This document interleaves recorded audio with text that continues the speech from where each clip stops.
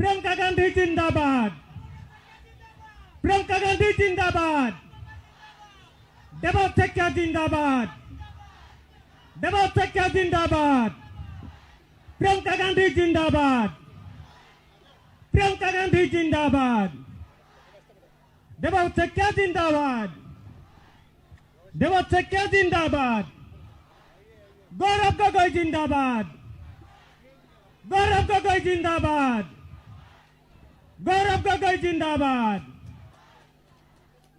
जय हिंद, जय कांग्रेस। पुनर्बार आपनालोके आंतरिक धन्यवाद ज्ञापन करिलो। सकलोके आसन ग्रहण करी आमार श्रद्धार नेत्री प्रियंका गांधी डांगरियानिक श्रद्धा जनाबले अनुरोध जनालो।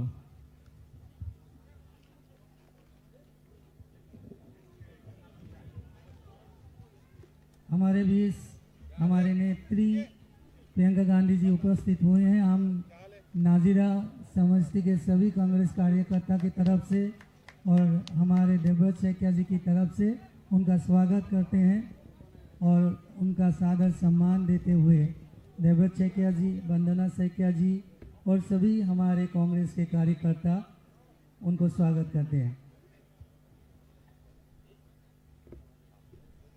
आमार मजत उपस्थित आछे অসম প্ৰদেশ কংগ্ৰেছ কমিটিৰ মাননীয় সভাপতি আমাৰ আটাইৰে শ্ৰদ্ধাৰ গৌৰৱ গগৈ ডাঙৰীয়া, তেখেতক আমি আদৰণি জনাবৰ বাবে অনুৰোধ জনাইছোঁ।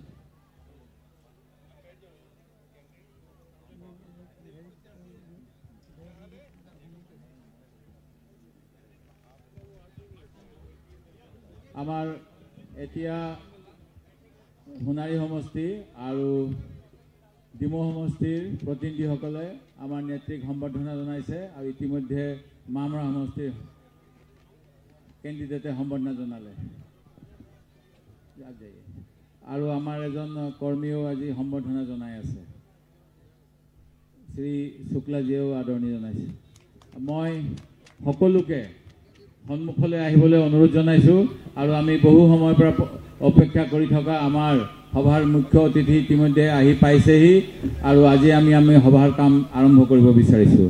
আমাৰ মাজত উপস্থিত আমাৰ অতি শ্ৰদ্ধাৰ প্ৰিয়ংকা গান্ধী ডাঙৰীয়ানী, আমাৰ মাজত উপস্থিত আমাৰ প্ৰদেশ কংগ্ৰেছৰ সভাপতি গৌৰৱ গগৈ ডাঙৰীয়া, আমাৰ মাজত উপস্থিত আমাৰ AICCৰ সাধাৰণ সম্পাদক জিতেন্দ্ৰ সিং ডাঙৰীয়া, আমাৰ স্পেচিয়েল অবজাৰ্ভাৰ ছত্তীশগড়ৰ প্ৰাক্তন মুখ্যমন্ত্ৰী বাঘেল ডাঙৰীয়া, ঝাৰখণ্ডৰ পূৰ্ব বিধায়ক শ্ৰী বন্ধু তিৰ্কী ডাঙৰীয়া, আমাৰ প্ৰাৰ্থী জ্ঞানমোহন ডাঙৰীয়া, প্ৰাৰ্থী তথা ৰাইজৰ দলৰ সভাপতি অখিল গগৈ ডাঙৰীয়া, আমাৰ মাজত উপস্থিত আমাৰ সোণাৰী সমষ্টিৰ প্ৰতিনিধি উৎপল গগৈ ডাঙৰীয়া আৰু আমাৰ ডিমৌ সমষ্টিৰ প্ৰাৰ্থী শ্ৰী অজয় গগৈ ডাঙৰীয়া, আমাৰ AICCৰ অবজাৰ্ভাৰ চৌহান ডাঙৰীয়া, আমাৰ মাজত উপস্থিত প্ৰাক্তন কেন্দ্ৰীয় মন্ত্ৰী শ্ৰীযুত পৱন সিং ঘাটোৱাৰ ডাঙৰীয়া।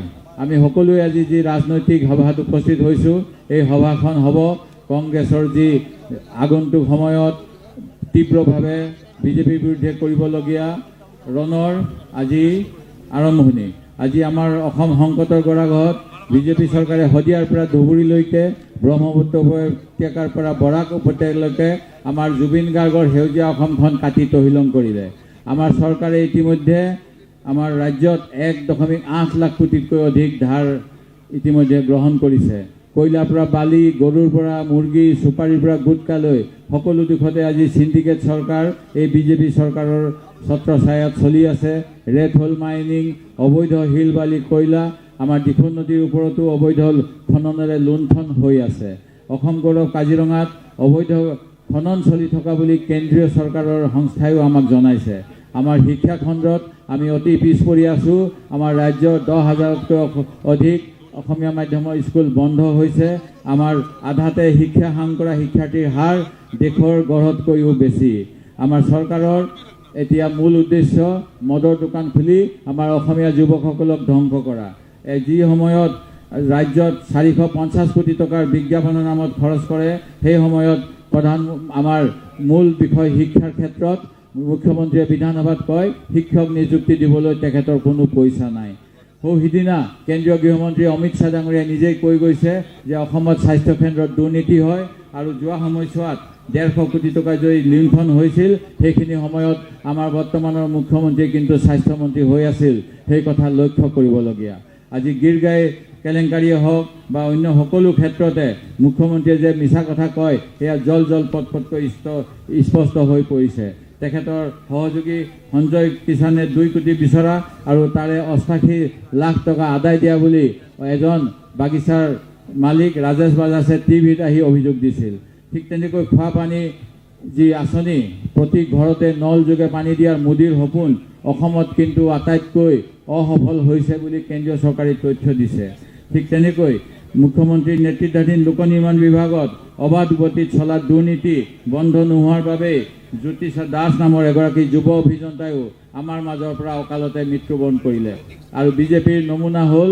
গুৱাহাটীৰ মহাৰাজ পৃথু উৰণ সেতুৰ শিল 4 দিনৰ উদ্বোধনৰ পিছতেই ওলাই অহা আজি আমাৰ অসমখনৰ চল চক্ৰান্তৰে আদানী আম্বানী বা বেদান্তক গতাই আছে আমাৰ ভূমিপুত্ৰসকলক উচ্ছেদ কৰি আছে আজি পেট্ৰলৰ মূল্য 100 টকা হ'বল আৰু কংগ্ৰেছে দিনত 60 টকা লিটাৰ আৰু ডিজেল 56 টকা আছিল সেই সময়ত বিজেপি দলে কৈছিল যে বিজেপিক আনিলে ভাল দিন আহিব আজি এই প্ৰশ্ন আমি সকলোৱে সোধা উচিত যে বিজেপিক 2014 চনত অনাৰ পিছতো আমাৰ ভাল দিন ক'ত আমাৰ জনজাতিসকলৰ জনজাতিকৰণ নহ'ল কিয় আমাৰ যিসকল চাহ শ্ৰমিক তেওঁলোকক যি মজুৰি বৃদ্ধি কৰিম কৈছিল আজি 12 বছৰ পিছতো সেই হোৱা নাই কিয় যোৱা বছৰৰ খৰাং অৱস্থাত আমাৰ কৃষক বন্ধু চৰকাৰখনে জলসিঞ্চনৰ ব্যৱস্থা কৰিব নোৱাৰিলে কিন্তু বিজ্ঞাপনত তেওঁলোকে কৃষকৰ বাবে আটাইতকৈ বেছি কাম কৰা বুলি কয় ইয়াৰ উপৰি খিলঞ্জীয়া কৃষকে ৰোৱা কঠীয়াৰ ওপৰত জেচিবি লগাই আমাৰ জাতীয় আৱেগ আমাৰ সংস্কৃতিত বুলডজাৰ চলাই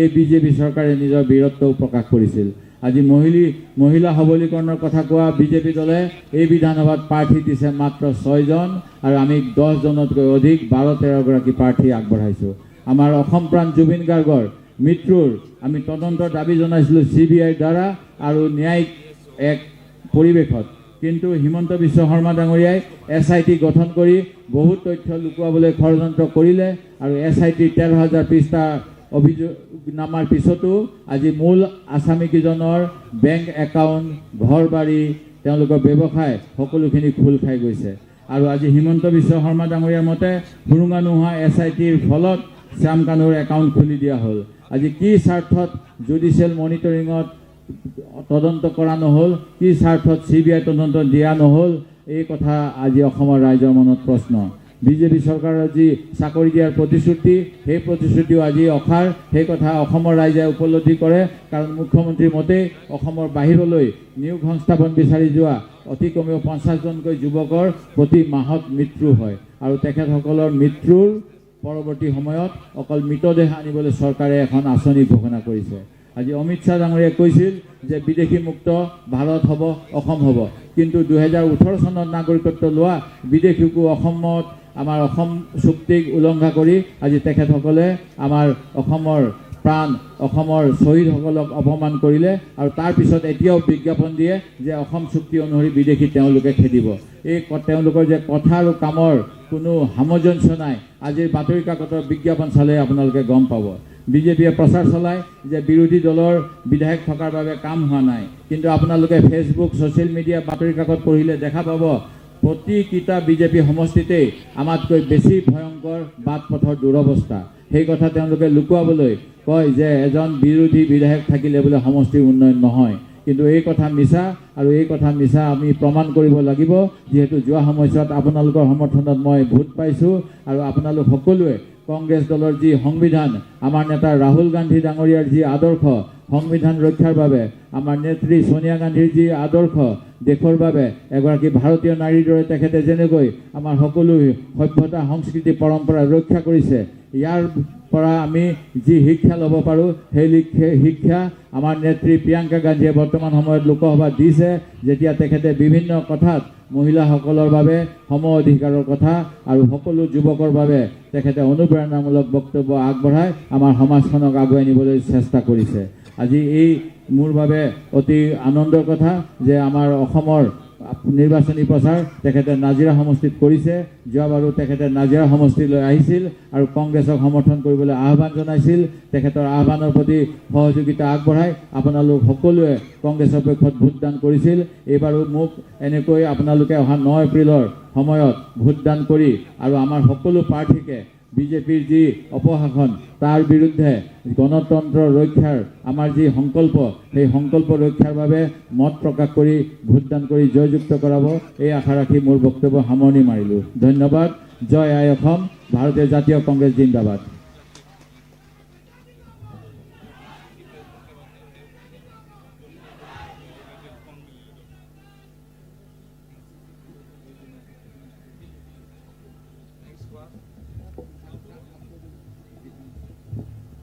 हमारे बीच उपस्थित है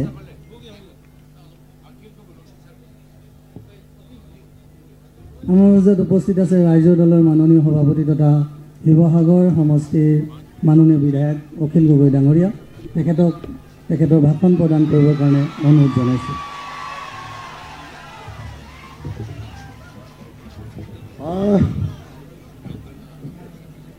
এবাৰ আমি জিকিম নে হাৰিম?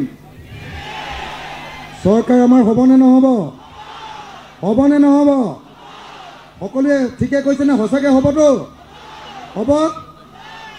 পৰম শ্ৰদ্ধাভাজন ৰাইজ, honourable Priyankaji, honourable Jitendra Singhji, honourable Gaurav Gogoiji আৰু অনাৰেবল তামাম লিডাৰ্ছ অফ AICC আৰু APCCৰ নেতৃবৰ্গ, আপোনালোক সকলোকে নমস্কাৰ জনাই মই চমুকে কেইটামান ক'ব খুজিছোঁ। এইবাৰ আমি হিমন্ত বিশ্ব শৰ্মাৰ চৰকাৰখনক ব্ৰহ্মপুত্ৰ দলিয়াম বুলি ভাবিছোঁ। ভাল হ'বনে বেয়া হ'ব? ভাল হ'বনে বেয়া হ'ব? যোৱাবাৰ 2021 ইলেকশ্যনত উজনি অসমত আমি অকল 5টা ছিট জিকিছিলোঁ। দেৱব্ৰত দা, মই, তিতাবৰ, থাউৰা আৰু মৰিয়নি, আমি বিৰোধীয়ে অকল 5টা ছিট বিকিছিলোঁ। এইবাৰ আমি বিজেপিক 5টা ছিট দিম আৰু বাকী 41টা ছিট আমাৰ হাতত ৰাখিব লাগিব। হয়নে নহয়? হয়নে নহয়? যদি হয় তেতিয়াহ'লে নাজিৰা সমষ্টিত আপোনালোকে এইবাৰ অতি কমেও 15,000 ভোটৰ ব্যৱধানত আমাৰ দেৱব্ৰত দাক জিকাবৰ কাৰণে আপোনালোকে চেষ্টা কৰিব লাগিব। জিকিবনে নাই? জিকিবনে নাই? দেৱব্ৰত দা 15,000 ভোটত, মিনিমাম 15,000 ভোটত জিকিবনে নাই? আপোনালোক যিসকলে আজি সভালৈ আহিছে সকলোৱে ঘৰলৈ গৈ আজিৰ পৰাই কাম আৰম্ভ কৰক। এই 7টা দিন আপোনালোকে বেলেগ আৰু একো কাম কৰিব নালাগে। 7টা দিন কেৱল আৰু কেৱল নিৰ্বাচনী প্ৰচাৰ চলাওক, বুথলৈ যাওক, ঘৰে ঘৰে যাওক আৰু কৈ দিয়ক যে এইবাৰ যদি আমি হিমন্ত বিশ্ব শৰ্মাক যদি এইবাৰ ব্ৰহ্মপুত্ৰত দলিয়াব নোৱাৰোঁ তেতিয়াহ'লে অসমীয়া জাতি জীয়াই থকাটো কেতিয়াও সম্ভৱপৰ নহ'ব। তো এইবাৰ হিমন্ত বিশ্ব শৰ্মাক আমি কিয় খেদিব খুজিছোঁ? বিজেপিক আমি কিয় খেদিব খুজিছোঁ? কাৰণ বিজেপিয়ে আমাৰ সকলোৰে কণ্ঠ ৰোধ কৰি পেলাইছে। হয়নে নহয়? ফেচবুকত কবিতা লিখিলেও জেললৈ যাব লাগেনে নাই? জুবিন দাৰ মৃত্যুৰ ন্যায় বিচাৰিলে NSA লগাইছেনে নাই? NSA হয়নে? National security act. তাৰ অৰ্থটো কি? যে ৰাষ্ট্ৰদ্ৰোহী বুলি কৈছে। কোনটো কথাত কৈছে? যে জুবিন দাৰ ন্যায় লাগে, জাষ্টিছ ফৰ জুবিন গাৰ্গ। এই বুলি কওঁতে তেওঁলোকে কৈছে যে এইজন যিজনে ন্যায় বিচাৰিছে সেইজন হ'ল ৰাষ্ট্ৰদ্ৰোহী আৰু সেইকাৰণে তেওঁলোকক NSA লগাই দিছে। জুবিন দাৰ ন্যায় বিচৰাটো ৰাইজ ৰাষ্ট্ৰদ্ৰোহিতা হ'ব পাৰে নেকি? হ'ব পাৰে নেকি? তাৰমানে তাৰ অৰ্থটো হ'ল যে হিমন্ত বিশ্ব শৰ্মাৰ চৰকাৰে নিজেই জুবিন দাক মাৰিছে আৰু সেইকাৰণে জুবিন দাৰ ন্যায় বিচৰাৰ কাৰণে ন্যায় বিচৰাকাৰীসকলৰ ওপৰত এনেকৈ কেছ দিছে। হয়নে? হয়নে নহয়? আজি অসমৰ যিকোনো এজন মানুহ, আজি আপোনালোকক যেতিয়া আপোনালোকে চৰকাৰে 1250 টকাৰ এটা অৰুণোদয় দিছে, তাকো সকলোৱে পোৱা নাই। পাইছে নেকি সকলোৱে? নাই পোৱা। হয়নে নহয়? মই বিধানসভাত সদায় কৈ আছোঁ, যদি অৰুণোদয় দিব লাগে চাকৰি নথকা প্ৰত্যেকগৰাকী মহিলাক দিব লাগিব অৰুণোদয়। লাগেনে নাই? আৰু অৰুণোদয় 1250 টকা নহয়, 3,000 কৰাৰ ব্যৱস্থা কৰিব লাগিব। হয়নে নহয়? মই লগতে এইটো কৈ গৈছোঁ যে এইবাৰ আমি যদি বিৰোধীয়ে চৰকাৰ গঠন কৰোঁ অৰুণোদয় সকলো মহিলাক দিয়া হ'ব আৰু ৩,০০০ টকাকৈ দিয়া হ'ব। মই আপোনালোকক এই কথাটো কৈ যাব খুজিছোঁ, আপোনালোকে যিসকলে অৰুণোদয় পায়, আজি বিজেপি চৰকাৰে কি কৰিছে স্পষ্ট কৈছে যে যদি অৰুণোদয় পায় তেতিয়াহ'লে বিজেপিৰ মিটিঙলৈ যাব লাগিব, কংগ্ৰেছৰ মিটিঙলৈ গ'লে অৰুণোদয় কাটি দিব বুলি কৈছে। কয় নে নকয়? কয় নে নকয়? মই এই মঞ্চৰ পৰা সুধিব খুজিছোঁ হিমন্ত বিশ্ব শৰ্মাক যে হিমন্ত বিশ্ব শৰ্মাৰ দেউতাকৰ পইচা দিছেনে শহুৰেকৰ পইচা দিছে যে আমি তেওঁৰ চৰকাৰী স্কিমৰ ধন লৈ তাৰপিছত বিজেপিক ভোট দিব লাগে? হয়নে নহয়? হয়নে নহয়? হয়নে নহয়? আজি সকলোৰে স্বাধীনতা কাঢ়ি লৈছেনে নাই? 1250 টকা দিছে, কৈছে অকল বিজেপিৰ মিটিঙলৈ যাব পাৰিবি, কংগ্ৰেছক ভাল পাওঁ বুলি ক'ব নোৱাৰিবি, ৰাইজৰ দলক ভাল পাওঁ বুলি ক'ব নোৱাৰিবি, গৌৰৱ গগৈ মুখ্যমন্ত্ৰী হ'ব লাগে বুলি ক'ব নোৱাৰিবি। এই কথা কৈছেনে নাই? কৈছেনে নাই ৰাইজ? কৈছেনে নাই? যেতিয়া আমি সকলোৱে বিৰোধী দলবিলাকে যেতিয়া গৌৰৱ গগৈক লাহে লাহে মুখ্যমন্ত্ৰী কৰিবৰ কাৰণে আগবঢ়াই লৈ আহিলোঁ, হিমন্ত বিশ্ব শৰ্মাই কৈ দিলে বোলে গৌৰৱ গগৈৰ পাকিস্তানৰ লগত লিংক আছে। ক'লেনে নাই? ক'লেনে নাই? তাৰ পাছত কিবা প্ৰমাণ কৰিব পাৰিলেনে? আৰু প্ৰমাণ কৰিব নোৱাৰিলে তেওঁ ৰাজনীতি বাদ দিম বুলি কৈছিলেনে নাই? কৈছিলেনে নাই? এতিয়া হিমন্ত বিশ্ব শৰ্মাই ৰাজনীতি বাদ দিব লাগেনে নালাগে? আৰু এটা কথা তেওঁ কৈছিলে যে জুবিন গাৰ্গক যদি ন্যায় দিব নোৱাৰে তেতিয়াহ'লে বিজেপি চৰকাৰক ভোট দিব নালাগে। এইবাৰ তেওঁ ন্যায় দিব পাৰিলে নেকি জুবিন গাৰ্গক? গতিকে বিজেপিক ভোট দিব নালাগে, হয়নে নহয়? জুবিন দাই কি কৈ গৈছে যে বিজেপি হ'ল এটা বটলা পাৰ্টি, হয়নে? গতিকে বটলা পাৰ্টিক এবাৰ খেদিব লাগিবনে নাই? যিসকলে জুবিন গাৰ্গক ভাল পায়, যিসকলে জুবিন গাৰ্গৰ গান ভাল পায়, যিসকলে জুবিন গাৰ্গক হত্যাক ভাল পায়, মই সকলোকে অনুৰোধ জনাইছোঁ যে আহক আমি সকলোৱে লগ লাগি জুবিন দাই কৈ যোৱা এই বটলা পাৰ্টিটোক অসমৰ পৰা খেদি দিওঁ। আহক। হয়নে নহয়? হয়নে নহয়? পাৰিম নে নোৱাৰিম? পাৰিম নে নোৱাৰিম? পাৰিম নে নোৱাৰিম? আপুনি চাওক, আজি যেনেকৈ গৌৰৱ গগৈ পাকিস্তানী বুলি ক'ব খুজিছে, তেনেকৈ মোক কৈছে যে অখিল গগৈ। এইটো অখিল গগৈ নহয়, ই অখিল উদ্দিন। কৈছেনে নাই? আৰু এতিয়া কি কৈছে? কৈছে বোলে এই অখিল গগৈটো চুমা বাবা। কৈছেনে নাই? তাৰমানে আপুনি যদি ৰাইজৰ পক্ষত কথা কয় তেতিয়াহ'লে পাকিস্তানপন্থী, যদি ৰাইজৰ পক্ষত কথা কয় তেতিয়াহ'লে ৰাষ্ট্ৰদ্ৰোহী, যদি ৰাইজৰ পক্ষত কথা কয় তেতিয়াহ'লে চুমা বাবা, হয়নে নহয়? কিন্তু আমি দেখি আছোঁ, মই এগৰাকী বৃদ্ধ মাতৃক এটা কপালত চুমা খাইছিলোঁ বিপদত পৰোঁতে, হয়নে নহয়? কিন্তু এতিয়াতো মই সদায় দেখি আছোঁ যে হিমন্ত বিশ্ব শৰ্মাই য'তে ত'তে জীয়ৰী বোৱাৰীবিলাক চুমা খাই আছে। হয়নে নহয়? হয়নে নহয়? শ্ৰদ্ধেয় ৰাইজ, মই আপোনালোকক স্পষ্টকৈ ক'ব খুজিছোঁ, এইবাৰ হিমন্ত বিশ্ব শৰ্মাক খেদিব লাগিব, কাৰণ হিমন্ত বিশ্ব শৰ্মাই আমাৰ দেশৰ সকলো গণতন্ত্ৰ ধ্বংস কৰি দিলে, আমাৰ দেশৰ সম্পূৰ্ণৰূপে কণ্ঠ ৰুদ্ধ কৰি দিলে, মাত পাতিব নোৱাৰা কৰি দিলে। গতিকে কণ্ঠ ৰুদ্ধ কৰা বিজেপি চৰকাৰক এইবাৰ ব্ৰহ্মপুত্ৰত দলিয়াবৰ কাৰণে মই সকলোকে সাজু হ'বৰ কাৰণে আহ্বান জনাইছোঁ। এটা গেছ চিলিণ্ডাৰৰ দাম 414 টকা থাকোঁতে কৈছিলে বিজেপিয়ে যে কংগ্ৰেছে দেশখন খালে, কাৰণ কংগ্ৰেছৰ দিনত 414 টকা গেছ চিলিণ্ডাৰ দাম হ'ল। তাৰপিছত ভাইৰ বেহেনো আহিলে, ভাইৰ আৰু বেহেনো আহি কি ক'লে, 414 টকাৰ গেছ চিলিণ্ডাৰ দাম 1152 টকা কৰি দিলেনে নাই? দিলেনে নাই? তেওঁ কৈছিলে যে মেহেংগায়ে হটায়েংগে, কৈছিলেনে নাই? মূল্য বৃদ্ধি কমাম বুলি কৈছিলে। 414 টকাটো 1152 টকা কৰিলে, অৰ্থাৎ 750 টকাৰ দাম বঢ়াই দিলে, হয়নে নহয়? গতিকে ইমান বস্তুৰ দাম বঢ়োৱা এই চৰকাৰখনক আমি গাদীৰ পৰা খেদিব লাগেনে নাই? লাগেনে নাই? সকলো ব্যৱসায় বাণিজ্য ধ্বংস কৰি দিলে। আপোনালোকে যিকোনো দোকানলৈ যাওক, দোকানলৈ গ'লে মানুহক কয়, দোকানীজনে কয় যে বজাৰ বেয়া, বিজেপি অহাৰ পৰা চবৰে বজাৰ বেয়া। কেলে বজাৰ বেয়া? তাৰ কাৰণটো হ'ল নৰেন্দ্ৰ মোদীয়ে ইতিমধ্যে ভাৰতবৰ্ষৰ গোটেই খুচুৰা বজাৰখন বিদেশী কোম্পানীক দি দিলে, আমাজন, ফ্লিপকাৰ্ট এইবিলাকক দি দিলে। এতিয়া অনলাইনত গোটেই বিজনেছ হয়, আৰু আমাজনৰ পৰা যদি আমি এটা চাৰ্ট কিনো তেতিয়া অসমীয়া মানুহে অকল 20 টকাহে ডেলিভাৰী চাৰ্জ পায়, আমাৰ ডেলিভাৰী বয়টোৱে, বাকী গোটেই টকা আমেৰিকালৈ গুচি যায়। ফ্লিপকাৰ্টৰ পৰা কিনিলে গোটেই টকা চীনলৈ গুচি যায়। গতিকে এনেকৈ আমাৰ গোটেই বজাৰখন বিজেপিয়ে কমপ্লিটলি ক'লৈ চলে? সম্পূৰ্ণৰূপে অনলাইন বিজনেছক দি দিলে, ডাঙৰ কোম্পানীক দি দিলে, আৰু সেইকাৰণে এতিয়া আমাৰ সকলো বস্তুৰ দাম বাঢ়িছে। কোম্পানীবিলাকৰ দাদাগিৰি বাঢ়িছে, সকলো ব্যৱসায় তেওঁলোকৰ হাতলৈ গুচি গৈছে। আৰু সেইকাৰণে ব্যৱসায় ভাল কৰিবৰ কাৰণে, বস্তুৰ দাম কমাবৰ কাৰণে আৰু গণতন্ত্ৰ ৰক্ষা কৰিবৰ কাৰণে আহক আমি সকলোৱে মিলি এইবাৰ আমি বিজেপিক ব্ৰহ্মপুত্ৰত দলিয়াই দিওঁ। দিবনে নাই? যদি দিয়ে সঁচাকৈ দিবনে? যদি দিয়ে সকলোৱে এবাৰ জয় আই অসম কৈ মোৰ বক্তব্য সামৰণি মাৰিব খুজিছোঁ। জয় আই অসম। আৰে ভালকে একেলগতে শুনি লওক। জয় আই অসম, জয় আই অসম। বিজেপি মুৰ্দাবাদ। ফেসিস্ট শক্তি নিপাত যাওক, ফেসিস্ট শক্তি নিপাত যাওক। ইনকাব জিন্দাবাদ, বিৰোধী মিত্ৰতা জিন্দাবাদ, বিৰোধী মিত্ৰতা জিন্দাবাদ, প্ৰিয়ংকা গান্ধী জিন্দাবাদ, গৌৰৱ গগৈ জিন্দাবাদ, জিতেন্দ্ৰ সিং জিন্দাবাদ, ৰাহুল গান্ধী জিন্দাবাদ, ৰাইজৰ দল জিন্দাবাদ, জাতীয় পৰিষদ জিন্দাবাদ, বামপন্থী দলসমূহ জিন্দাবাদ, ৰাইজৰ ঐক্যবদ্ধ সংগ্ৰাম জিন্দাবাদ। ধন্যবাদ। জয় অসম।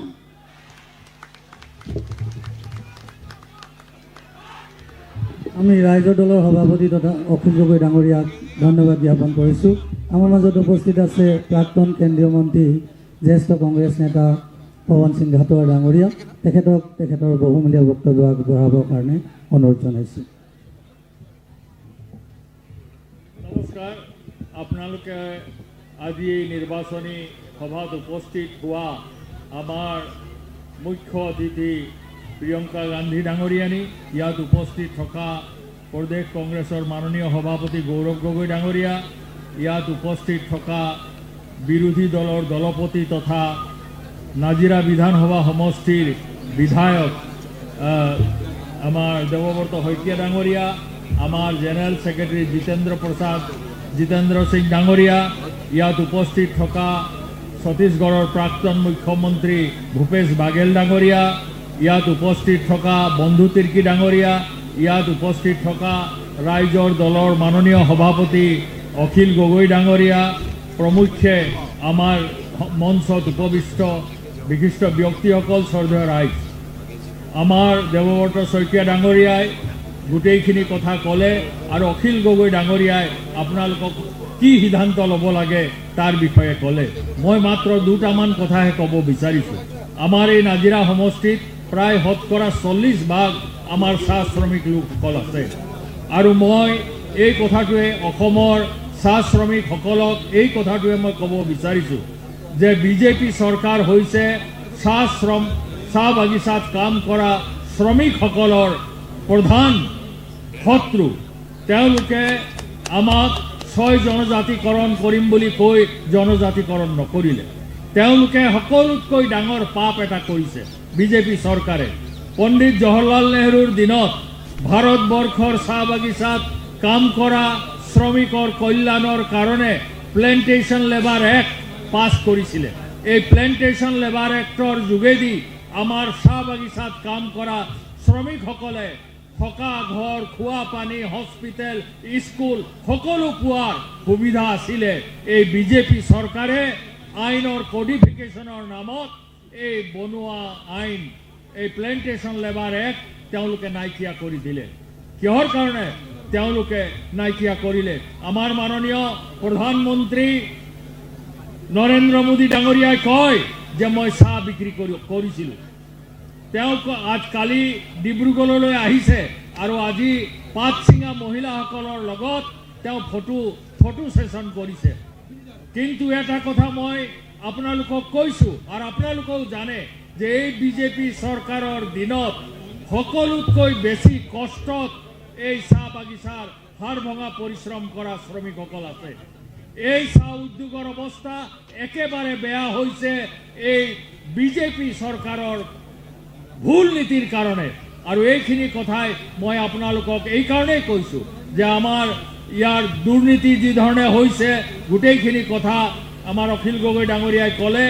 আৰু আমি এইবাৰ প্ৰতিজ্ঞাবদ্ধ হ'ব লাগে যে এই দুৰ্নীতিগ্ৰস্ত বিজেপি চৰকাৰক আমি ক্ষমতাচ্যুত কৰি আমি ৰাইজৰ নেতৃত্বত কংগ্ৰেছ দলৰ নেতৃত্বত এক ৰাইজৰ চৰকাৰ গঠন কৰিব লাগিব আৰু আমি সকলোতে আমাৰ মিলিত আমাৰ বিৰোধী মঞ্চৰ সকলো প্ৰাৰ্থীক আমি জয়যুক্ত কৰাবৰ কাৰণে আপোনালোকে প্ৰতিজ্ঞাবদ্ধ হওক এই আহ্বান জনাই আপোনালোকক ধন্যবাদ জনাই মোৰ চমু বক্তব্য সামৰণি মাৰিছোঁ ধন্যবাদ আমাৰ জ্যেষ্ঠ নেতা পৱন সিং ঘাটোৱাৰ ডাঙৰীয়াক আমি ধন্যবাদ জ্ঞাপন কৰিছোঁ আমাৰ মাজত উপস্থিত আছে অসম প্ৰদেশ কংগ্ৰেছ কমিটিৰ সন্মানীয় সভাপতি গৌৰৱ গগৈ ডাঙৰীয়া deputy leader of the parliament তেখেতক আমি তেখেতৰ বহুমূলীয়া বক্তব্য আগবঢ়াবৰ বাবে অনুৰোধ জনাইছোঁ গৌৰৱ গগৈ জিন্দাবাদ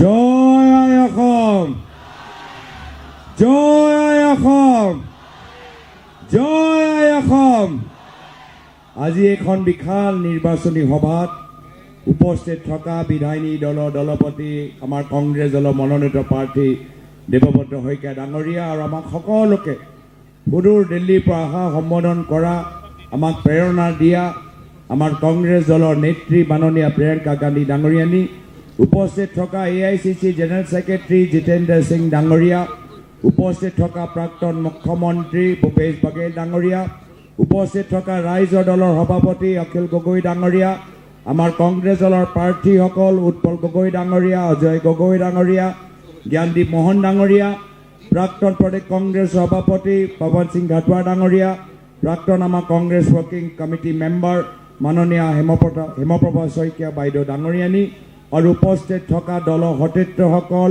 শ্ৰদ্ধেয় ৰাইজ সাংবাদিক বন্ধুসকল আজি আমাৰ ওচৰত এটা ঐতিহাসিক সুযোগ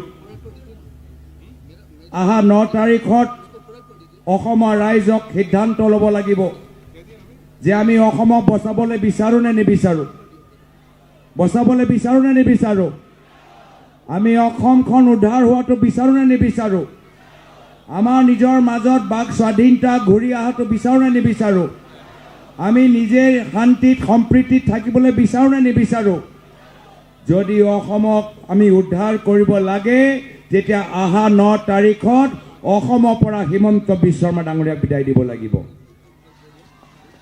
অসমৰ পৰা হিমন্ত বিশ্ব শৰ্মা ডাঙৰীয়াক বিদায় দিব লাগিব যোৱা 25 বছৰৰ পৰা আমি দেখা পাইছোঁ যে কেনেদৰে তেওঁ সকলোকে বিশ্বাসঘাত কৰে যেতিয়া কংগ্ৰেছ দলত আছিল তেতিয়া প্ৰায়তঃ তৰুণ গগৈদেৱক বিশ্বাসঘাত কৰিলে প্ৰায়তঃ তৰুণ গগৈদেৱ সদায় তেখেতক নিজৰ পুত্ৰৰ দৰে মৰম কৰিলে মন্ত্ৰী বনালে আগুৱাই লৈ গ'ল আৰু শেষত হিমন্ত বিশ্ব শৰ্মা ডাঙৰীয়া কি কৰিলে নিজৰ ৰাজনৈতিক পিতৃ নিজৰ ৰাজনৈতিক অভিভাৱক ওপৰত তেখেতৰ পিঠিৰ ওপৰত তেওঁ চুৰি বহালে এই কথাটো নিজে প্ৰায়তঃ তৰুণ গগৈদেৱে ক'লে যে মই কেনেকৈ জানো যে যাক মই ইমান মৰম কৰিলোঁ এদিন মুখে বিশ্বাসঘাত কৰিব কিন্তু এয়া হ'ল হিমন্ত বিশ্ব শৰ্মা ডাঙৰীয়াৰ চৰিত্ৰ তেওঁ বিজেপি দলত গ'ল বিজেপি দলত যি সময়ত সোমাইছিল সেই সময়ত অসমৰ মুখ্যমন্ত্ৰী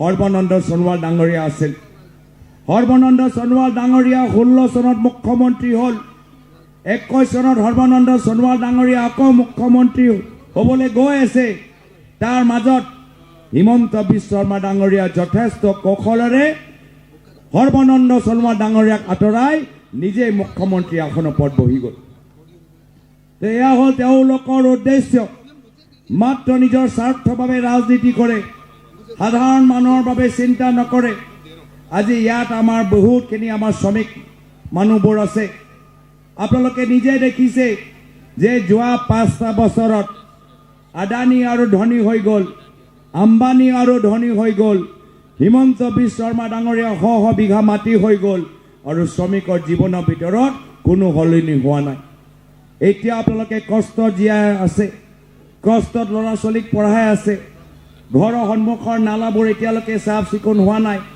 ঘৰত শুদ্ধ খোৱা পানী নাপায় ওচৰত স্কুলবোৰ হিমন্ত বিশ্ব শৰ্মা ডাঙৰীয়া বন্ধ কৰি দিলে আৰু সেই স্কুলবোৰ বন্ধ কৰি এতিয়া হিমন্ত বিশ্ব শৰ্মা ডাঙৰীয়া কি কৰিছে এতিয়া চাৰিওফালে মদৰ দোকান খুলিছে মদৰ দোকান খুলিছেনে নাই খোলা? এয়া হ'ল হিমন্ত বিশ্ব শৰ্মা ডাঙৰীয়া মদৰ দোকান। আমি কথা দিছোঁ শ্ৰদ্ধেয় ৰাইজ, আমাৰ চৰকাৰ অহাৰ পিছত এই হিমন্ত বিশ্ব শৰ্মা ডাঙৰীয়া খোলা মদৰ দোকান আমি বন্ধ কৰিম আৰু আপোনালোকৰ ল'ৰা ছোৱালীবোৰ পঢ়াবলৈ ভাল ভাল আমি স্কুল আকৌ পুনৰ্জীৱিত কৰিম। আজি এইখন চৰকাৰ আজি আমাৰ নৱপ্ৰজন্মক মদ খুৱাই আজি নৱপ্ৰজন্মক ধ্বংস কৰিছে। বাগানৰ গাঁৱৰ ভিতৰত মাৰপিট আৰু বৃদ্ধি হৈছে আৰু দুখ লাগে কি যেতিয়া আমাৰ মহিলাগৰাকীৰ ওপৰত মাৰপিট হয়, মহিলাগৰাকী যেতিয়া পুলিচ থানালৈ যায়, পুলিচে তেওঁলোকৰ কেছ নলয়। কিয় নলয়? ওপৰৰ পৰা হিমন্ত বিশ্ব শৰ্মা ডাঙৰীয়া নিৰ্দেশ দিছে যে মহিলাও আহিলে কেছ ল'ব নালাগে, কেছৰ সংখ্যা আমাক কমাব লাগে। আমি কথা দিছোঁ যে আমাৰ চৰকাৰ আহিলে প্ৰত্যেক থানাত প্ৰথমে মহিলাসকলৰ ওপৰত অপৰাধ হোৱা কেছবোৰ ল'ব লাগিব, পিছত বেলেগ কেছবোৰ ল'ব লাগিব। আজি দুখ লাগে, বহুত ল'ৰা ছোৱালী আমাৰ ওচৰলৈ আহে, কৈ আমাৰ স্কুল বন্ধ হৈ গ'ল, আমাক এতিয়া দূৰলৈ যাব লাগে, আমাৰ বাছৰ ভাড়া দিব নোৱাৰোঁ, আমাৰ ওচৰত টকা পইচা নাই, এতিয়া আমি স্কুল যাবলৈ বন্ধ কৰি দিলোঁ। আমি আপোনালোকক কথা দিছোঁ শ্ৰদ্ধেয় ৰাইজ, আমাৰ চৰকাৰ অহাৰ পিছত বাগান অঞ্চলৰ ল'ৰা ছোৱালীবোৰ বিনামূল্য বাছত তেওঁলোকে স্কুললৈ অহা যোৱা কৰিব, কোনো স্কুলৰ কাৰণে তেওঁলোকে ভাড়া দিব নালাগে। এনেদৰে আমি নতুন বৰ অসমৰ কল্পনা আমি কৰিছোঁ, য'ত শ্ৰমিকসকল থলুৱা উদ্যোগসকলে আজি তেওঁলোকৰ হাতবোৰ শক্তিশালী হওক। এয়া হ'ল প্ৰায়ত তৰুণ গগৈদেৱৰ শিকাই দিয়া আদৰ্শ। আমি তেখেতৰ আদৰ্শ পালন কৰি আমি সকলোৱে বিৰোধী ঐক্যবদ্ধ হৈছোঁ। আজি কংগ্ৰেছ দল, ৰাইজৰ দল, অসম জাতীয় পৰিষদ দল, CPM দল, CPIML দল আৰু APHLC দল আমি সকলোৱে একগোট হৈছোঁ। যোৱাবাৰ আমালোকৰ ভোটৰ বিভাজনৰ বাবে বিজেপি বহুতকেইটা আসন গ্ৰহণ কৰিলে। এইবাৰ প্ৰতিশ্ৰুতি দিব লাগিব, উজনি উত্তৰ অসমত এটা উচিত যে বিজেপি জিকিব নোৱাৰে, তাৰ বাবে আমি আগবাঢ়ি যাব লাগিব। তো শ্ৰদ্ধেয় ৰাইজ, মই বিশেষ দিশলৈ ক'বলৈ বিচৰা নাই। আমি সকলোৱে আহিছোঁ প্ৰিয়ংকা গান্ধী ডাঙৰীয়ানীৰ কথাবোৰ শুনিবলৈ। মই সকলোকে ধৈৰ্য সহকাৰে আজি এই প্ৰখৰ ৰ'দৰ তলত আপোনালোকে যে বহি আছে তাৰ বাবে আপোনালোকক মই ধন্যবাদ জ্ঞাপন কৰিছোঁ।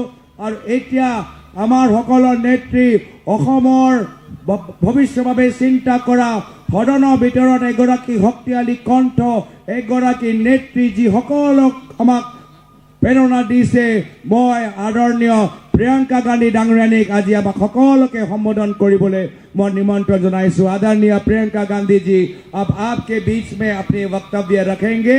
प्रियंका गांधी जिंदाबाद, कांग्रेस पार्टी जिंदाबाद, राहुल गांधी जिंदाबाद, जय आय असम, जय आय असम। धन्यवाद।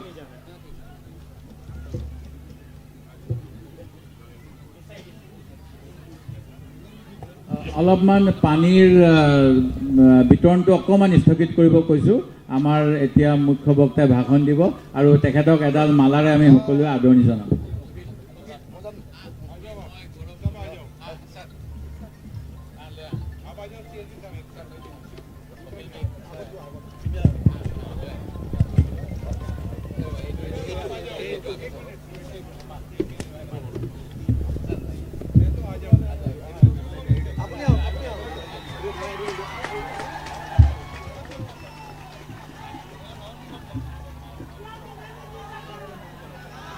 जोर के हड़ताली, जोर के हड़ताली, जोर के हड़ताली,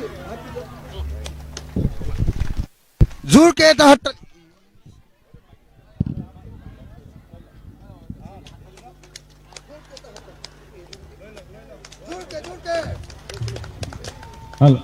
সকলোকে এটা জোৰেৰে হাত চালি দিবৰ কাৰণে অনুৰোধ জনাইছোঁ। সকলোৱে একেলগে এটা হাত চাপৰি আমাৰ নেত্ৰী প্ৰিয়ংকা গান্ধী ডাঙৰীয়ানীৰ কাৰণে।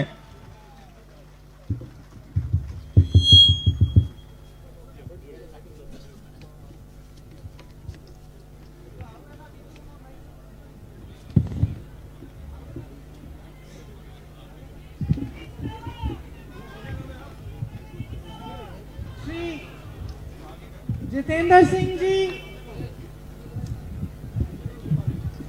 श्री भूपेश बघेल जी, श्री गौरव गोगोई जी, श्री देवव्रत सैकिया जी, श्री उत्पल गोगोई जी, श्री अजय गोगोई जी, ज्ञान मोहन जी, श्री अखिल गोगोई जी, बंधु तिर्की जी, हेम प्रभा सैकिया जी और मंच पर उपस्थित सभी मेरे वरिष्ठ साथीगण, कांग्रेस पार्टी के पदाधिकारी, कार्यकर्तागण और खास तौर से मेरी प्यारी बहनें, प्यारे भाई, आपका इस सभा में आज मेरी तरफ से बहुत बहुत स्वागत और धन्यवाद कि आप इतनी देर से धूप में इंतजार कर रहे हैं। देखिए, मैं दिल्ली से आती हूं। जब हम दिल्ली से, मुंबई से, अलग अलग शहरों से, असम के बाहर से असम के बारे में सोचते हैं तो हमारे मन में एक चित्र बनता है। कैसे हैं असम के लोग, कैसा है असम, मजबूत है यहाँ के लोग, यहाँ का समाज निडर है, स्वाभिमानी है, किस तरह से आपके पूर्वजों ने स्वतंत्रता संग्राम में भाग लिया, आजादी की लड़ाई किस तरह से लड़ी गई। श्री शंकर देव जी, माधव देव जी जैसे महान संत यहाँ के हैं, श्री लचित बोरफुकन जी, श्री वीर चिल्लाराय जी जैसे निडर योद्धा, कनकलता बरुआ जी, विष्णु प्रसाद राभा जी और गोपीनाथ बोरदोलोई जी जैसे महान नेता, सबने एकता की बात की, भाईचारे की बात की, आपकी सभ्यता को बनाई, उसकी नींव डाली। तो हम जब बाहर से देखते हैं और आसाम के बारे में मन में सोचते हैं तो यही चित्र बनता है कि ये लहलहाते खेत, आपके चाय के बागान, जिसकी चाय पूरे विश्व में मशहूर है। यहाँ नाजिरा में भी तेल का एक समय उत्पादन बहुत होता था, उसके लिए आप मशहूर होते थे। आपने जो कुर्बानियां दी इस देश को बनाने के लिए, असम को मजबूत बनाने के लिए, इसके बारे में हम सोचते हैं। यहाँ की एक सभ्यता है, एक संस्कृति है जो आपकी शक्ति है। जब हम अहोम सभ्यता की बात करते हैं, अहोम समाज की बात करते हैं तो पूरे देश भर में गर्व होता है कि इस समाज ने इस देश को कितना दिया, इस समाज ने इस देश को कैसे बनाया और असम को कैसे बनाया, कैसे मजबूत किया। आज जब हम आपकी सभ्यता, आपकी संस्कृति के बारे में सोचते हैं तो भूपेन हजारिका जी और जुबिन गर्ग जी के बारे में भी सोचते हैं। ऐसे महान कलाकार जो हर दिल की धड़कन रहे आपकी। और जब जुबिन गर्ग जी की मृत्यु हुई तो असम के बाहर के लोग, हम जैसे लोगों ने देखा कि किस तरह से आप उनसे जुड़े हुए थे और हमारे मन में ये सवाल उठा कि ये व्यक्ति कौन थे, क्या किया था उन्होंने कि असम की एक एक माँ, एक एक बेटी, एक एक भाई, एक एक बेटा उनके लिए रो रहा है। वो गुजर गए तो ऐसा लग रहा था कि असम की जनता, असम के एक एक परिवार में से एक सदस्य गुजर गया है। तो हमारे लिए जो बाहर से देख रहे थे, हम सोच रहे थे कि ये रिश्ता कैसा रिश्ता है, प्रेम का रिश्ता है उनके साथ, एक आदर का रिश्ता है। ये रिश्ता कैसे बना, वो कैसे व्यक्ति थे। आस्ते आस्ते हमें ये बात समझ में आई कि ये रिश्ता इसलिए बना कि जुबिन गर्ग जी आपकी आवाज थे, अहोम की आवाज थे, असम की अभिव्यक्ति थे। इसीलिए जब वो इस दुनिया से चले गए तो यहाँ बैठे एक एक जने का दिल टूटा। असम में एक एक परिवार में दुख हुआ, एक एक परिवार ने शोक मनाया। तो एक राजनीतिक तौर से हम अगर देखें तो हमें सबसे पहली समझ ये होनी चाहिए, हम सब नेता हैं, हमें सबसे पहले ये समझ होनी चाहिए कि ये जो आपकी संस्कृति है, ये जो आपकी अभिव्यक्ति है, ये जो आपकी आवाज है, इसको जगह चाहिए, इसे और शक्ति देना चाहिए, इसे और मजबूत बनाना चाहिए। जिस तरह से जुपिन जी ने रास्ता दिखाया, उस रास्ते का राजनीतिकरण नहीं होना चाहिए, उस रास्ते की सुनवाई होनी चाहिए। हमें देखना है, हमें समझना है कि उस रास्ते पे चलने वाले जितने भी अहम की जनता है, उसके लिए हम कैसे एक बेहतर आसाम बना पाए, ये हमें समझने की बहुत जरूरत है। यहां मेरी तमाम बहनें बैठी हुई हैं। मैं संसद की सदस्य हूं, पार्लियामेंट में मेरी सीट है। वो सीट केरल में वायनाड है, और वायनाड में भी यहां की तरह चाय के बागान हैं। और मैं जब भी मिलती हूं वहां की महिलाओं से जो चाय के बागान में काम करती हूं, और जब मेरा हाथ पकड़ती हैं, तो सबसे पहले मुझे एहसास होता है कि हाथों पे इतने छाले हैं।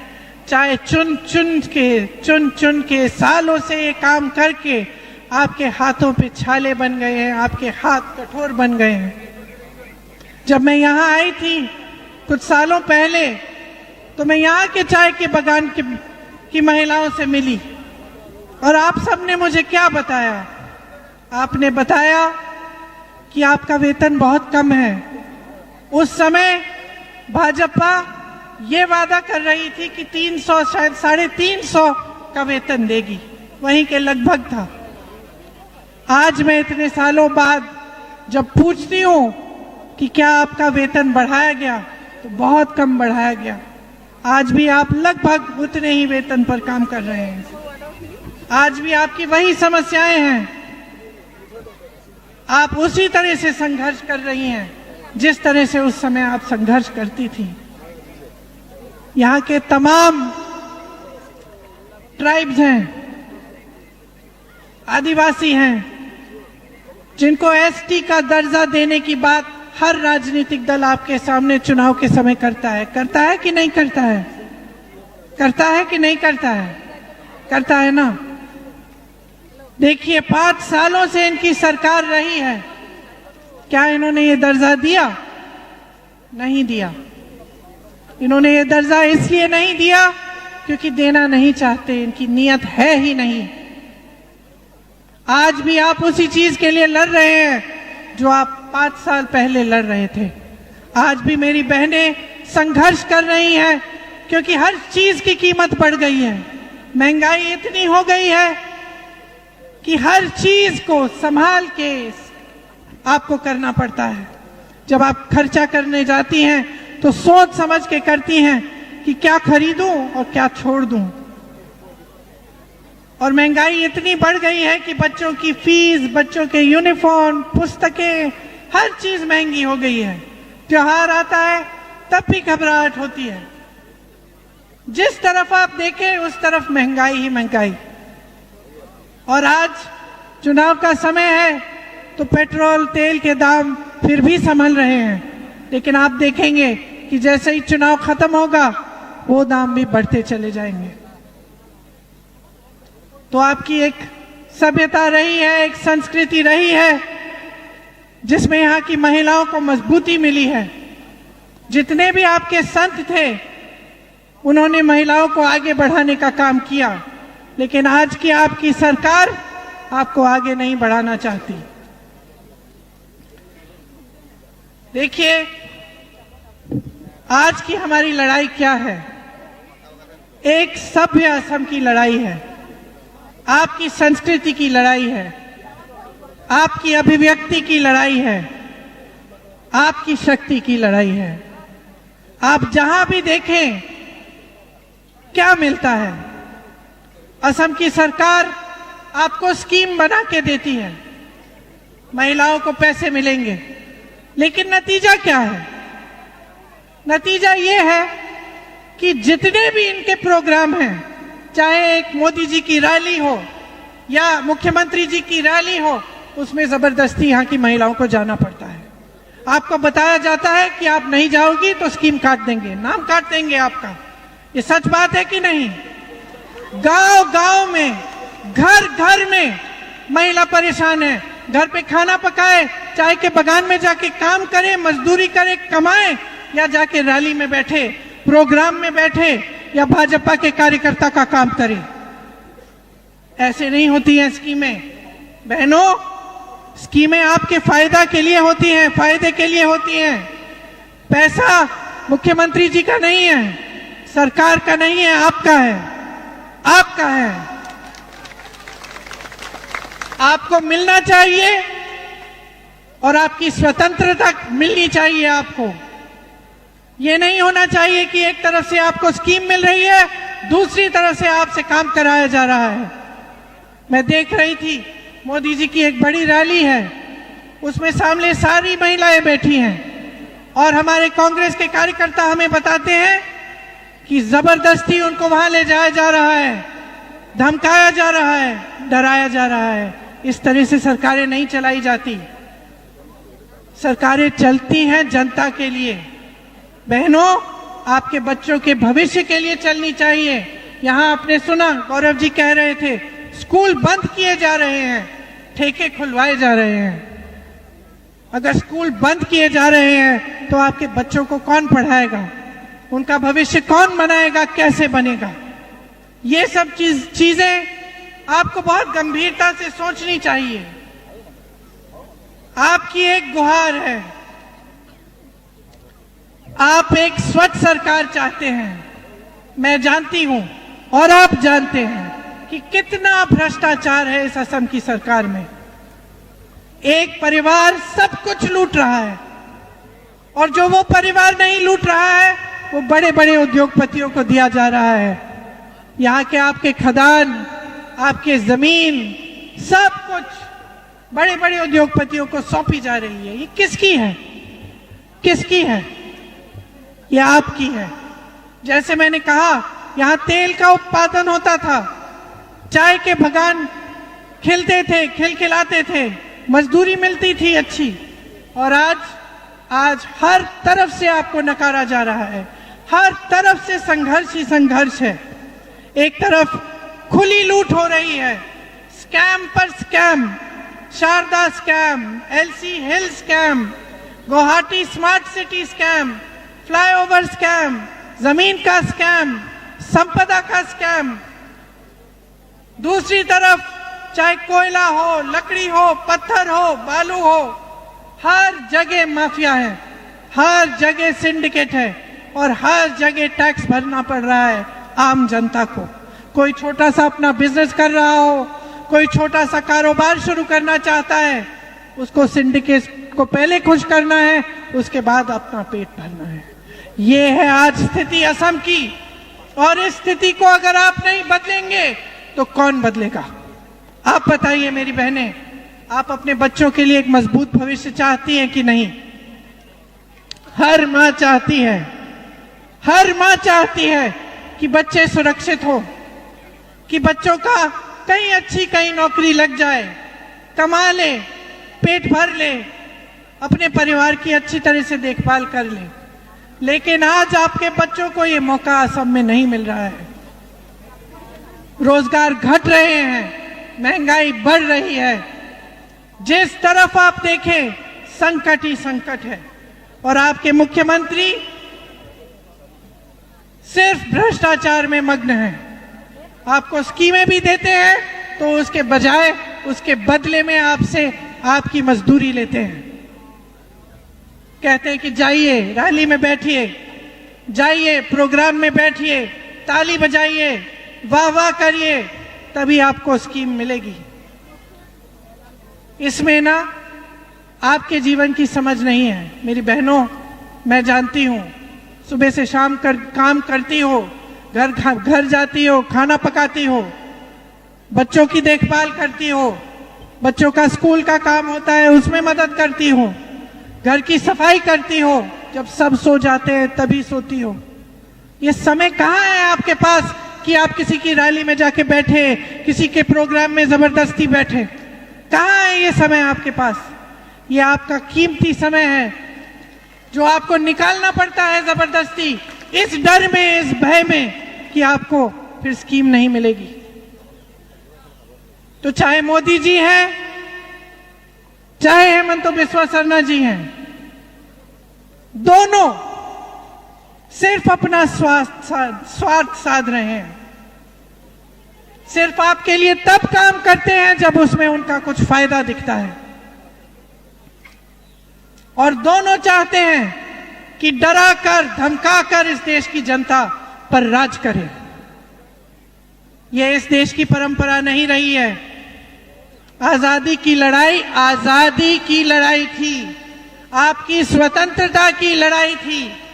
डर और भय के लिए लड़ नहीं रहे थे हम, उसके खिलाफ लड़ रहे थे, और आज भी यही हमारी लड़ाई है। आज भी हम चाहते हैं कि असम में एक ऐसी सरकार बने जो आपको डराए नहीं, आपको धमकाए नहीं, आपसे स्वार्थ नहीं साधे, आपकी सेवा करे, आपके लिए ईमानदारी से काम करे, आपकी संस्कृति, आपकी सभ्यता को आगे बढ़ाए और मजबूत बनाए। इन्होंने डबल इंजन की सरकार कहा था कि नहीं? पिछले चुनाव में मोदी जी आते थे, कहते थे हम डबल इंजन की सरकार चलाएंगे, लेकिन इन्होंने डबल गुलामी की सरकार चलाई है। मोदी जी अमेरिका के गुलाम बन गए हैं, और उनकी नीतियों की वजह से आज पूरा देश संकट में है, और हेमंतो जी मोदी जी के गुलाम हैं, और ऊपर से ये चाहते हैं कि ये डबल गुलामी की सरकार इस असम के सुंदर प्रदेश और स्वाभिमानी प्रदेश की जनता को गुलाम बना दे, दबा कर रखे। आप सर उठाओ अपना, सीना तानो अपना, और मन बनाओ कि जो नई सरकार आएगी उसके साथ एक नया असम आएगा, आपका असम, वो असम जो जुबिन गर्ग जी का सपना था, वो असम जो आपके दिलों में है, वो असम जो आप सबका सपना है, जिसमें आपके बच्चों का भविष्य उज्जवल बने, जिसमें ये भ्रष्टाचार बंद हो, जिसमें आपके बच्चे स्वाभिमान से खड़े होकर कह सके हम असम के हैं, हमने ये प्रदेश बनाया है, हमें रोजगार असम में मिलता है, जिसमें आपकी हमारी बहनें खड़ी होकर ये कह सके कि हाँ, कोई हमें पूछ रहा है, अपने प्रदेश में हम सुरक्षित हैं, हमें रोजगार मिलता है, हमें सही वेतन मिलता है। तो अगर आप एक ऐसा असम चाहते हैं तो आप कांग्रेस की सरकार चुनिए। हमारी कुछ गारंटी हैं। हमारी पहली गारंटी है कि महिलाओं के लिए, आपके व्यवसाय के लिए, मतलब आप अगर कोई छोटा काम, बिजनेस शुरू करना चाहती है, आपको 50,000 रुपए दिए जाएंगे। जो भी स्कीम हम लाएंगे महिलाओं के लिए, उसका सीधा कैश का ट्रांसफर महिलाओं के खाते में, बैंक के खाते में जाएगा। 25 लाख तक आपको स्वास्थ्य बीमा मिलेगा। मतलब आपको कोई भी बीमारी हो, कितना भी इलाज करना हो, 25 लाख रुपए तक मुफ्त इलाज सरकार कराएगी। ये कांग्रेस की सरकार ने राजस्थान में करके दिखाया। आप राजस्थान में पूछिए, दवाई, इलाज, कैंसर का इलाज, हार्ट की सर्जरी, सारा मुफ्त मिल रहा था 25 लाख तक। इसका मतलब है कि जब कोई बीमार पड़ता है, घर में कोई बीमारी होती है, तो घबराने की जरूरत नहीं है, सरकार मदद देगी, क्योंकि आपके पैसे हैं, सरकार समझती है, और सरकार आपके हाथों में वो पैसे वापस डालेगी। कांग्रेस की सरकार चाहती है कि जुबिन गर्ग जी को न्याय मिले। 100 दिन के अंदर अंदर हमारी सरकार जैसे बनेगी, हम 100 दिन के अंदर अंदर उनको न्याय दिलवाएंगे। आज तमाम स्थानीय भूमिपुत्रों को टेम्परेरी पट्टा मिला है। हम टेम्परेरी से परमानेंट पट्टा देंगे 10 लाख स्थानीय भूमिपुत्रों को, और प्रदेश के जितने भी बुजुर्ग भाई बहन हैं, उनको हर महीने 1250 रुपए की सहायता दिलवाई जाएगी।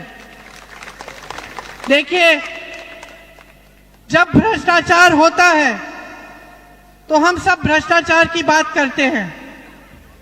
और एक चीज है, आपको भी समझ होगी, आपके ही इलाके में जब आप देखते हो कि अचानक नेता के पास बहुत पैसे हो गए हैं, जमीन खरीद रहा है, बड़ा घर बन रहा है, बड़ी बड़ी गाड़ी लेके चल रहा है, ठीक है, आप सोचते हो कि भ्रष्ट है।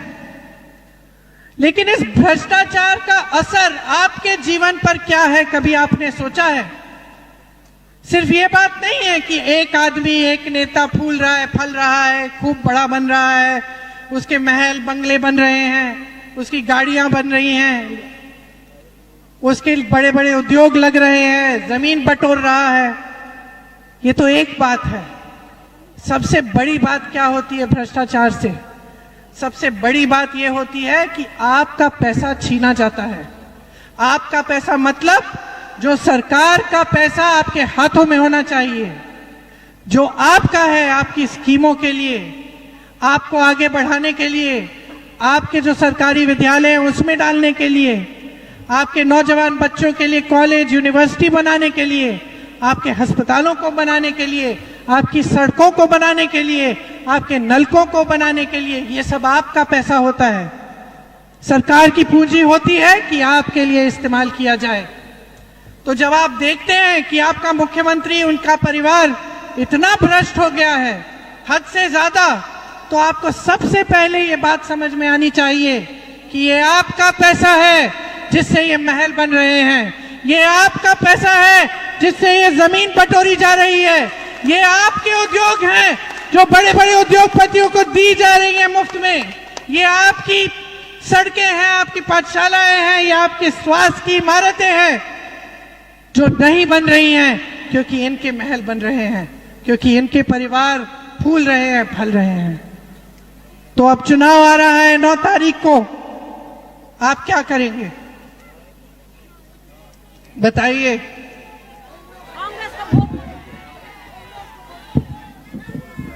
आप एकदम पूरा ध्यान, अपना पूरा ध्यान अपने ही जीवन पर, अपने संघर्ष पर, अपने संकटों पर, आप जो महंगाई का सामना करते हो, आप जो बेरोजगार बैठे हो, जो अपने बच्चों को पढ़ाने के लिए संघर्ष करते हो लेकिन बच्चों को नौकरी नहीं मिलती, आप जो चाय के बगान में अपने हाथों को पत्थर बनाती हो लेकिन आपको कुछ नहीं मिल रहा है, आपकी सुरक्षा तक नहीं मिलती, आप इसके बारे में सोचो।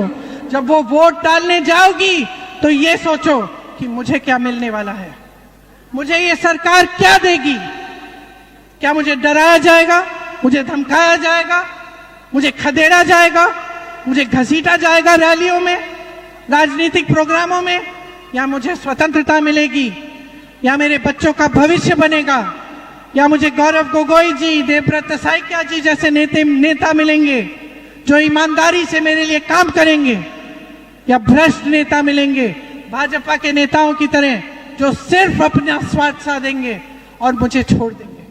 ये सोचिए, ध्यान से सोचिए, और इस चुनाव में अपना एक एक वोट अपने लिए डालिए, अपने असम के लिए, अपने भविष्य के लिए, अपनी संस्कृति, सभ्यता, अपनी शक्ति के लिए। और गर्व होगा आपको कि आपने अपना वोट सही जगह डाला, कि आपको एक ऐसी सरकार मिली जिसने आपके लिए सब कुछ कर डाला और आप ही को सबसे पहले आगे बढ़ाया। आपने मेरी बातें बहुत ध्यान से सुनी है, इसके लिए आपका बहुत बहुत धन्यवाद। मुझे आगे भी मीटिंग में जाना है और मैं जानती हूं कि आपने बहुत इंतजार किया, इसके लिए मैं आपकी बहुत बहुत आभारी हूं। जय हिंद। प्रियंका गांधी जिंदाबाद, प्रियंका गांधी जिंदाबाद, प्रियंका गांधी जिंदाबाद, गौरव गोगोई जिंदाबाद, गौरव गोगोई जिंदाबाद, देवव्रत शइकिया जिंदाबाद, देवव्रत शइकिया। जिंदाबाद। আমি সকলো প্ৰাৰ্থী, আমাৰ ভাৰতীয় জাতীয় কংগ্ৰেছ দলৰ প্ৰাৰ্থী, আমি মঞ্চৰ সন্মুখলৈ আমন্ত্ৰণ জনাইছো। আৰু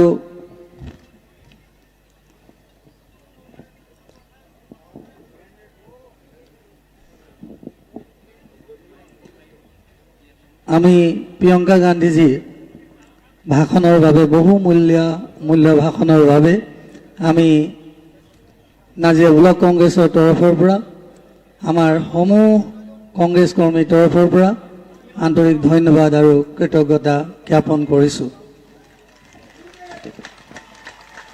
কংগ্ৰেছ পাৰ্টি, কংগ্ৰেছ পাৰ্টি। এতিয়া আমি আজি অনুষ্ঠান আমি ৰাষ্ট্ৰীয় সংগীতেৰে সামৰিব বিচাৰিছোঁ। সকলোকে থিয় হৈ ৰাষ্ট্ৰীয় সংগীত গাবলৈ অনুৰোধ জনাইছোঁ। जन गण मन अधिनायक जय हे भारत भाग्य विधाता पंजाब सिंधु गुजरात मराठा द्राविड़ उत्कल बंगा विंध्य हिमाचल यमुना गंगा उच्चल जलधि तरंग तब शुभ नामे जागे तब शुभ आशीष मागे गाहे तब जय गाथा जन गण मंगलदायक जय हे भारत भाग्य विधाता जय हे जय हे जय हे जय जय जय जय हे। আমি সকলোকে ধন্যবাদ কৃতজ্ঞতা শ্ৰদ্ধা জ্ঞাপন কৰি আজি এই সভা ইমানতে সামৰণি মাৰিছোঁ বুলি ঘোষণা কৰিছোঁ। আৰু লগতে আমি আমাৰ সাংবাদিক বন্ধুসকল